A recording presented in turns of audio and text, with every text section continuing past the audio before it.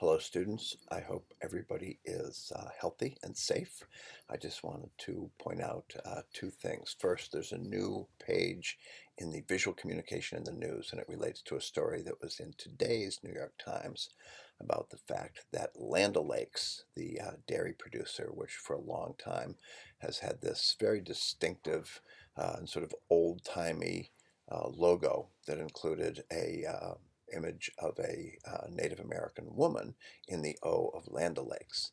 And so they are now just revising their logo and they're removing the woman. And so there's a link to the New York Times story about that.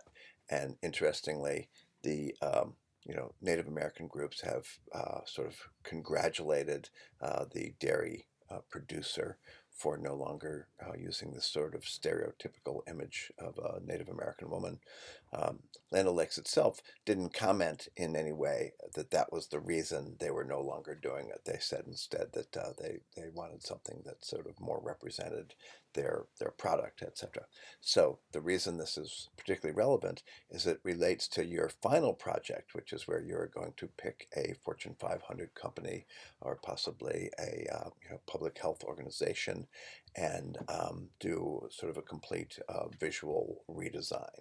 So it would include things like changing the logo, changing the color scheme, changing the font possibly.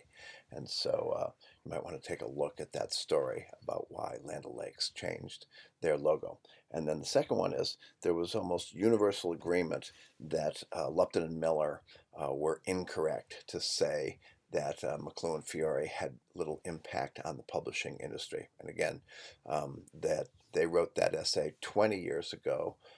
It was 33 years ago that McLuhan Fiore's book came out. So maybe Lupton and Miller were just jumping the gun, that there was not yet the effect that many people seem to think it had. So then back to the effect on things. This is today's New York Times magazine, and New York Times is one of those outlets that's considered fairly conservative, but it turns out the magazine itself has sort of adopted some avant-garde typography and graphic design. And again, here we have a new situation where if we use Google Lens and look Google Lens at the, I need, okay, I need more hands than I have. But point Google Lens, okay, at the cover, and what happens is you could go inside the cover, and then this takes you to a video story. So what we have is, I don't know if it'll start playing. The audio is not on.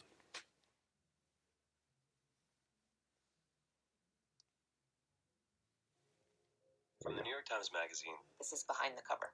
So the magazine this what week we've got is stories and an photographs integration of as the pandemic hit. print Our photo journalism department sent Philip Montgomery an extraordinary and new media. And in part, it's a recognition by the New York Times and other print publications that the old rules, that they just won't do it anymore.